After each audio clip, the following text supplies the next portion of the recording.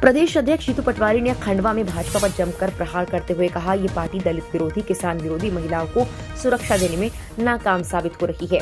Congress party जय बापू जय भीम जय संविधान यात्रा निकाल रही है। इसकी तैयारी को लेकर कांग्रेस के प्रदेश अध्यक्ष जीतू पटवारी प्रदेश भर का दौरा कर रहे हैं।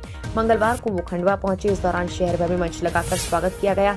गांधी भवन में कार्यकर्ताओं को संबोधित करते हुए जमकर भाजपा पर भड़ास निकाली और कहा, बीजेपी के नेताओं को गूगल पर सर्च करो तो भ्रष्टाचार से लेकर अनैतिक कार्य के लिए सुर्खियां बटोर रहे हैं। चुनाव के 1 साल बाद भी भाजपा अपने घोषणा पत्र का एक भी वादा पूरा नहीं कर पाई। जिसके लिए सत्ता में बिठाया है वो वादा भी पूरा नहीं हुआ। विधानसभा में हम लगातार आम जनता की आवाज उठा रहे हैं।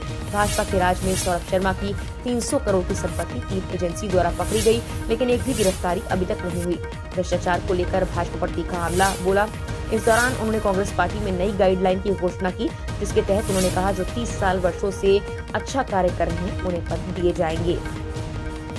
पत्रकार वार्ता में पटवारी ने कहा, कांग्रेस जय भीम जय बापू जय संविधान एक वैचारिक लड़ाई देश में चालू कर रही है और हमारा सौभाग्य है उसका अवसर एमपी कांग्रेस को मिला, जिससे हमारे राष्ट्रीय नेता महू आ रहे हैं। हमारी लड़ाई एक है, बाबा साहेब के अपमान की, संविधान बचाने की। अगर हम देश के संविधान को नहीं बचा पाए तो उसका अस्तित्व खतरे में पड़ जाएगा। अब की बार 400 पार का नारा इसीलिए भाजपा का था कि देश संविधान को बदलना है। गृह मंत्री अमित शाह ने बाबा साहब का अपमान किया, लेकिन देश के प्रधानमंत्री ने एक शब्द नहीं कहा। कांग्रेस पार्टी 27 तारीख के दिन जय भीम जय बापू जय भीम जय संविधान एक नई वैचारिक लड़ाई देश में चालू कर रही है और हमें सौभाग्य है कि उसका अवसर मध्य प्रदेश कांग्रेस कमेटी को मिला। आदरणीय राहुल जी, आदरणीय खड़गे जी, आदरणीय प्रियंका जी, सारे हमारे पूर्व मुख्यमंत्री, वर्तमान मुख्यमंत्री सब महू आ रहे हैं। CWC के सारे मेंबर आ रहे हैं। लड़ाई एक है देश के संविधान की रक्षा की। लड़ाई एक है बाबा साहब अम्बेडकर के अपमान की। लड़ाई एक है कि जो गांधीवादी लोग हैं वो एकजुट हो और इस देश के संविधान को बचाए। अगर देश के संविधान को नहीं बचा पाए तो देश का अस्तित्व पर सवाल उठेंगे। किसी भी देश का अस्तित्व उसके संविधान पर निर्भर करता है।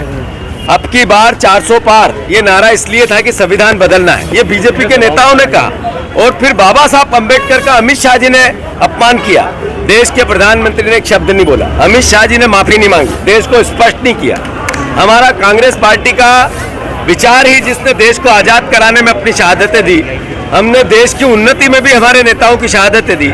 अगर बाबा साहब अम्बेडकर का संविधान बचाने में खून का आखिरी कतरा भी कांग्रेस जनों को लगाना पड़ेगा तो वो तैयार रहेंगे। मैं निमंत्रण देने आया था।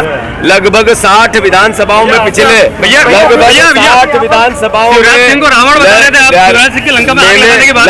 60 विधानसभाओं में मैंने दौरा किया है और बहुत अति उत्साह है। कार्यकर्ता लाखों की तादाद में आएंगे और किसी भी प्रकार का कोई ऐसा विचार जिसमें नफरत और घृणा हो कांग्रेस बोल ही नहीं सकती।